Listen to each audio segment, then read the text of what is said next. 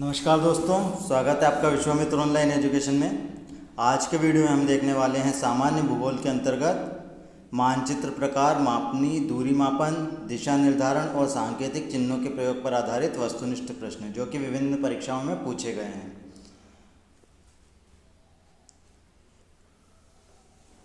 तो सबसे पहले आप हमारे चैनल को सब्सक्राइब करें ताकि जैसे ही हम कोई सा नया वीडियो अपने चैनल पर अपलोड करें तो उसका नोटिफिकेशन आपको प्राप्त हो सके। तो चलिए स्टार्ट करते हैं। पहला क्वेश्चन है, ग्लोब पृथ्वी का वास्तविक प्रतिरूप है। यह कथन सत्य है, असत्य है या निर्धारित नहीं किया जा सकता या उपरोक्त में से कोई नहीं। तो ग्लोब जो होता है वह पृथ्वी का नमूना होता है या वास्तविक प्रतिरूप होता है। तो इसका जो सही आंसर है वो है सत्य है। ग्लोब पृथ्वी का वास्तविक प्रतिरूप है। पैमाना आवश्यक है मानचित्र के लिए, रेखा चित्र के लिए, प्रतीकों के लिए या उपरोक्त में से कोई नहीं। तो पैमाना आवश्यक होता है किसके लिए? मानचित्रों के लिए। तो इसका जो सही आंसर होगा वो होगा ऑप्शन है, मानचित्रों के लिए। अगला प्रश्न है, सड़कें, रेल, कस्बों आदि के सही स्वरूप को मानचित्र द्वारा दर्शाया जा सकता है। यह कथन सत्य है, असत्य है या निर्धारित नहीं किया जा सकता, उपरोक्त में से कोई नहीं। तो सड़कें, रेल, कस्बों आदि के लिए सही स्वरूप को मानचित्र द्वारा दर्शाया जा सकता है। यह कथन जो है ये बिल्कुल सत्य है। ऑप्शन ए इसका सही आंसर होगा।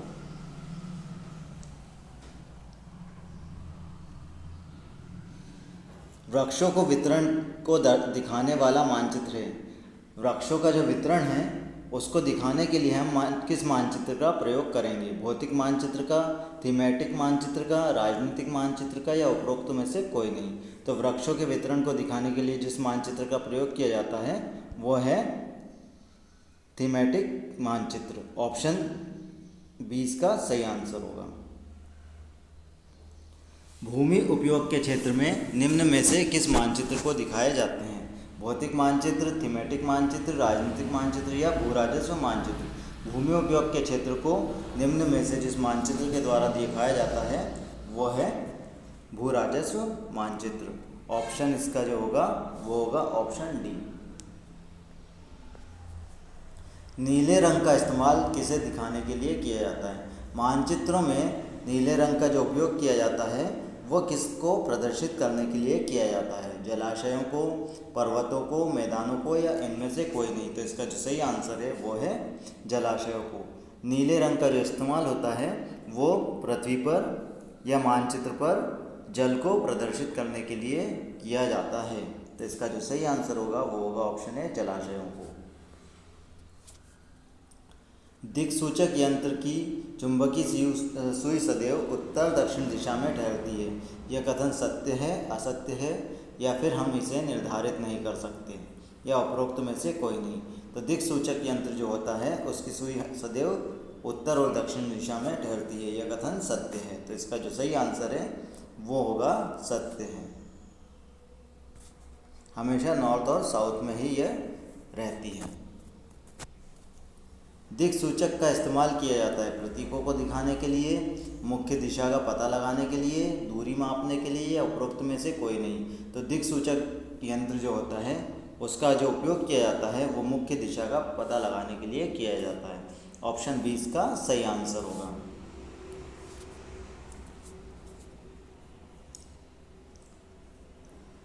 मानचित्र का नीचे का सिरा उत्तर दिशा में होता है। सत्य है, असत्य है, निर्धारित नहीं किया जा सकता या उपरोक्त में से कोई नहीं। जब भी हम मानचित्र को कहीं लगाते हैं तो उसमें जो उत्तर दिशा होती है वो नीचे की तरफ होती है। ये हमारे कथन में कहा गया है। तो ये कथन सत्य है, असत्य है या निर्धारित नहीं किया जा सकता या उपरोक्त में से कोई नहीं। तो इसका जो सही आंसर है वो है असत्य है, क्योंकि मानचित्र में जो उत्तर दिशा होती है वो हमेशा ऊपर की तरफ प्रदर्शित की जाती है, इसलिए यह कथन असत्य है। मानचित्र में उत्तर दिशा हमेशा ऊपर होती है, जबकि इसमें दिया हुआ है कि नीचे दी है। मानचित्र पर बनाई गई वे रेखाएं जो समुद्र से बराबर ऊंचाई वाले स्थानों को मिलाती है क्या कहलाती हैं? आइसोबार, आइसोथर्म, आइसोटॉप या कंटूर। तो मानचित्र पर बनाई गई वे रेखाएं जो समुद्र से बराबर ऊंचाई वाले स्थानों को मिलाते हैं वो कहलाती हैं कंटूर। ऑप्शन डी इसका सही आंसर होगा। तो अगर आपको ये वीडियो पसंद आ रहा हो तो वीडियो को लाइक और शेयर ज़रूर कीजिएगा। समान वर्षा वाले क्षेत्रों को जोड़ने वाली रेखा कहलाती है। वह रेखा मानचित्र में क्या कहलाती है? जो समान वर्षा वाले क्षेत्रों को जोड़ती हैं। आइसोबार, आइसोहाइट, आइसोथर्म या आइसोहेलाइन। तो इसका जो सही आंसर है वो है आइसोहाइट। ऑप्शन बी इसका सही आंसर होगा। समान वर्षा वाले क्षेत्रों को जोड़ने वाली रेखा जो होती है वो आइसोहाइट कहलाती है। समान जनसंख्या घनत्व वाले स्थानों को मिलाने वाली रेखा है। आइसोप्रेक्ट, आइसोडोपेन, आइसोटेक, आइसोपाइनिक। तो समान जनसंख्या घनत्व वाले स्थानों को जो मिलाने वाली रेखा होती है वो कहलाती है आइसोपाइनिक। ऑप्शन बी इसका सही आंसर होगा। महासागरीय एवं सागरीय भागों में लवणता की समानता मात्रा वाले स्थानों को मिलाने वाली रेखा निम्न में से किस नाम से जानी जाती है? महासागरीय एवं सागरीय भागों में लवणता की समान मात्रा को वाले स्थानों को मिलाने वाली रेखा निम्न में से किस नाम से जानी जाती है? आइसोबात, आइसोहेल, आइसोसेलाइन या आइसोहेलाइन। तो इसका जो सही आंसर है वो है आइसोहेलाइन। ऑप्शन डी इसका सही आंसर होगा। अगला प्रश्न है, समान मेघाच्छन्नता को मिलाने वाली रेखा कहलाती है आइसोनिक, आइसोनेप, आइसोराइम, आइसोफेन। तो इसका जो सही आंसर है वो है आइसोनेप। ऑप्शन बी इसका सही आंसर होगा। तो अगर आपको वीडियो पसंद आ रहा हो तो वीडियो को लाइक और शेयर ज़रूर करें। अभी तक लाइक नहीं किया आपने तो वीडियो को लाइक ज़रूर करें और शेयर भी साथ में इसे करें। समान चुंबकीय झुकाव वाले स्थानों को मिलाने वाली रेखा क्या कहलाती है? आइसोबात, आइसोब्रांट, आइसोगोनल, आइसोक्रोन। तो समान चुंबकीय झुकाव वाले स्थानों को मिलाने वाली जो रेखा होती है वह कहलाती है आइसोगोनल। ऑप्शन सी इसका सही आंसर होगा। समान चुंबकीय झुकाव वाले स्थानों को मिलाने वाली जो रेखा होती है वो कहलाती है आइसोगोनल। ऑप्शन सी इसका सही आंसर होगा। एक ही तापमान वाले स्थानों को जोड़ने वाली काल्पनिक रेखाएं कहलाती हैं। एक ही तापमान वाले स्थानों को जोड़ने वाली काल्पनिक रेखाएं कहलाती हैं। जहां तापमान समान होता है उन स्थानों को जो जोड़ने वाली रेखाएं होती हैं, काल्पनिक रेखाएं, वो क्या कहलाती हैं? आइसोबार, आइसोहाइट, आइसोहेलाइन या आइसोथर्म। तो इसका जो सही आंसर है वो है आइसोथर्म। समदाब रेखाएं निम्नलिखित में से किसको प्रदर्शित करती हैं? समान आर्द्रता क्षेत्र को, समान तापमान को, समान वर्षा को, समान वायुमंडलीय दाब को। तो समदाब रेखाएं जो होती हैं वो प्रदर्शित करती हैं समान वायुमंडलीय दाब को। इसका जो आंसर है वो है ऑप्शन डी, समान वायुमंडलीय दाब। आइसोहेल रेखाओं द्वारा निम्न में से क्या प्रदर्शित किया जाता है? समान वर्षा, समान ऊंचाई, समान धूप या समान हिमपात। आइसोहेल रेखाओं द्वारा जो प्रदर्शित किया जाता है वो प्रदर्शित किया जाता है समान धूप को। ऑप्शन सी इसका सही आंसर होगा। अगला प्रश्न है, एक ही समय में कंपन करने वाले स्थानों को जोड़ने वाली रेखाओं की श्रृंखला कहलाती है? कोसिस्मल लाइंस, आइसोस्मल लाइंस, होमोसिस्मल लाइंस या सिस्मो लाइंस। तो इसका जो सही आंसर है वो है कोसिस्मल लाइंस। ऑप्शन ए इसका सही आंसर होगा। एक समान समय पर तूफान आने वाले स्थानों को मिलाने वाली रेखाएं कहलाती हैं? आइसोस्मल, आइसोब्रांट, आइसोकाइम, आइसोक्लाइम। तो इसका जो सही आंसर है वो है आइसोब्रांट। एक समान समय पर तूफान आने वाले स्थानों को मिलाने वाली रेखा जो होती है वो कहलाती है आइसोब्रांट। ऑप्शन बी इसका सही आंसर होगा। तो अभी तक अगर आपने हमारे चैनल को सब्सक्राइब नहीं किया तो चैनल को सब्सक्राइब करें, साथ ही वीडियो को लाइक और शेयर भी करें। अभी तक अगर आपने हमारे वीडियो को लाइक नहीं किया तो लाइक और शेयर ज़रूर करें। समुद्र के अंदर समान गहराई वाले स्थानों को मिलाने वाली रेखा कहलाती है? आइसोबार, आइसोथर्म, आइसोबात या आइसोक्रोम। तो इसका जो सही आंसर है वो है आइसोबात। समुद्र के अंदर जो समान गहराई के स्थान होते हैं उनको जो मिलाने के लिए रेखा होती है वो होती है आइसोबात। सूर्य ताप के समान अवधि वाले स्थानों को मिलाने वाली रेखा कहलाती है। सूर्य ताप के समान अवधि वाले स्थानों को मिलाने वाली रेखा निम्न में से क्या कहलाती है? आइसोहेल, आइसोक्रोम, आइसोनिफ या आइसोहाइड। तो इसका जो सही आंसर है वो है आइसोहेल।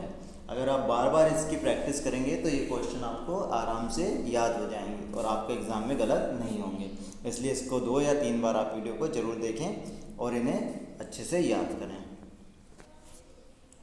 समान हिमपात वाले स्थानों को मिलाने वाली रेखाएं कहलाती है आइसोनेप, आइसोनिफ, आइसोहाइड, आइसोब्रांड। तो समान हिमपात वाले स्थानों को जो मिलाने वाली रेखा होती है वो होती है आइसोनिफ। समान हिमपात वाले स्थानों को मिलाने वाली रेखा कहलाती है आइसोनिफ। किसी प्रदेश में समान भाषा वाले स्थानों को वर्गीकृत करने वाली सीमा क्या कहलाती है?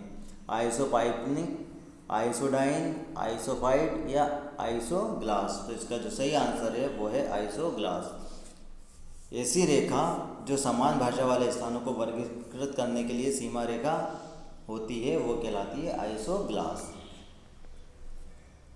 भूकंपीय तीव्रता की समानता वाले स्थानों को मिलाने वाली रेखा निम्न में से क्या कहलाती है? आइसोगोनल, होमोसिस्मल, आइसोस्मल या आइसोकाइनेटिक। तो इसका जो सही आंसर है वो है आइसोसिस्मल। भूकंपीय तीव्रता की समानता वाले स्थानों को मिलाने वाली जो रेखा होती है वो कहलाती है होमोसिस्मल। महासागरों व सागरों की लवणता को मानचित्र पर प्रदर्शित करने वाली जो रेखा होती है वो होती है आइसोहेलाइन। ऑप्शन सी इसका सही आंसर होगा। आइसोबात रेखाएं निम्न में से क्या प्रदर्शित करती हैं? आइसोबात रेखाएं जो हैं वो निम्न में से क्या प्रदर्शित करती है? समान वर्षा वाले क्षेत्र, समान बादल वाले क्षेत्र, समान वायुदाब वाले क्षेत्र या समुद्र तल से समान गहराई वाले क्षेत्र। तो इसका जो सही आंसर है वो है समुद्र तल से समान गहराई वाले क्षेत्रों को प्रदर्शित करती है आइसोबात रेखाएं। हमें अच्छी तरह पढ़ना है कि आइसोबात रेखाएं जो हैं वो समुद्र तल से गहराई वाले क्षेत्रों को प्रदर्शित करती हैं। तो इसका जो सही आंसर है वो है ऑप्शन डी। समोच्च रेखाएं कैसे स्थानों को मिलाते हुए खींची जाती हैं? समतापमान वाले, माध्य समुद्र तल से सम ऊंचाई वाले, सम वर्षा वाले या सम वायुदाब वाले। समोच्च रेखाएं हैं जो हैं वो माध्य समुद्र तल से सम ऊंचाई वाले स्थानों को मिलाते हुए खींची जाती हैं। तो इसका जो सही आंसर है वो है ऑप्शन बी, माध्य समुद्र तल से सम ऊंचाई वाले। तो अगर आपको ये वीडियो पसंद आया तो वीडियो को लाइक कीजिए और यदि अभी तक आपने हमारे चैनल को सब्सक्राइब नहीं किया तो सब्सक्राइब बटन पर क्लिक करें, साथ ही नोटिफिकेशन बेल पे क्लिक करें ताकि जैसे ही हम कोई सा नया वीडियो अपने चैनल पर अपलोड करें तो उसका नोटिफिकेशन आपको प्राप्त हो सके। लाइक कीजिए, शेयर कीजिए और वीडियो को अधिक से अधिक मात्रा में शेयर कीजिए, साथ ही चैनल को सब्सक्राइब कीजिए। धन्यवाद।